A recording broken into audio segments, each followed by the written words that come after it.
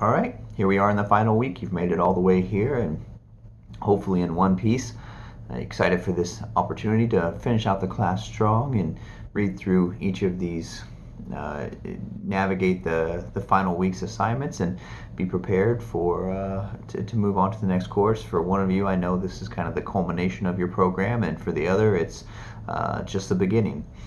As we move into this week, I want to thank you for your involvement, your engagement, your willingness to participate. And this week, a lot of the reflection, at least one of this assignment's primary reflection, is just looking at and assessing the amount of time, energy, effort, and ultimately growth we experienced in this course as it was navigated over the past.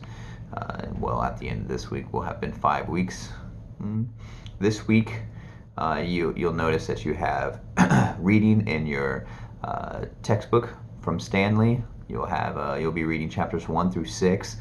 You'll have your week 5 devotional, your believer discussion, and then your time stewardship discussion. And then you'll also have 3 assignments or exercises. You'll have the physical stewardship exercise, the self-care journal, and then the MARC project presentation, which will be kind of a culmination of all of your marking projects you've done so far.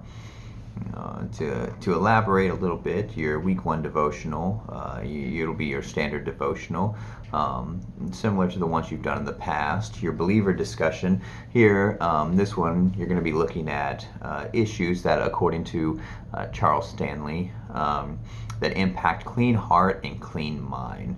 For that particular assignment, you'll be looking at chapters 4 and 5 from Stanley's book. And you'll be discussing your personal application for the issues and obstacles that keep us from being able to live out or to live with a clean heart and clear mind.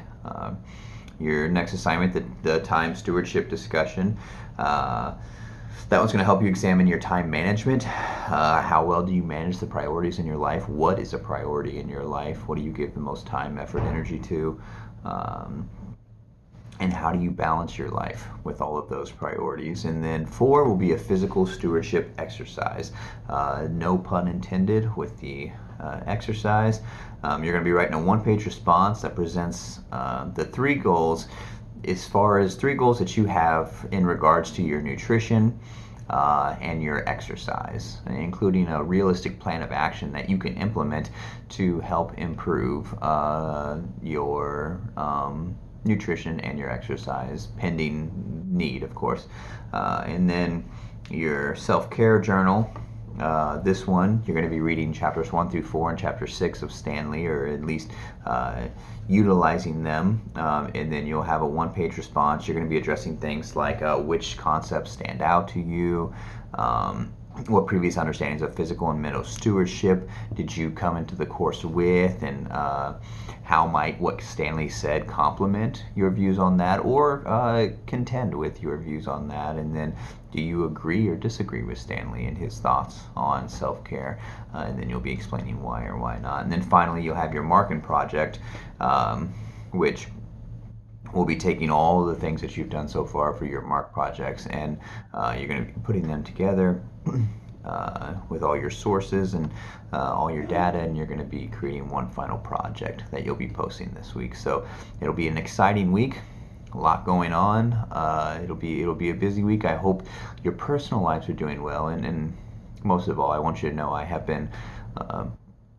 I currently have a practice built into my life where I go to bed at 9:30. I put my kids to bed, and I guess it might be best to outline my day. And so, starting with when I get off work and going from there. When I get off work, I usually leave here. I go to the school where my wife works and my children attend. I pick up my children from school and I take them home. We go home, we get dinner. Set up, assuming we don't have anything going on that night, which is not uncommon right now.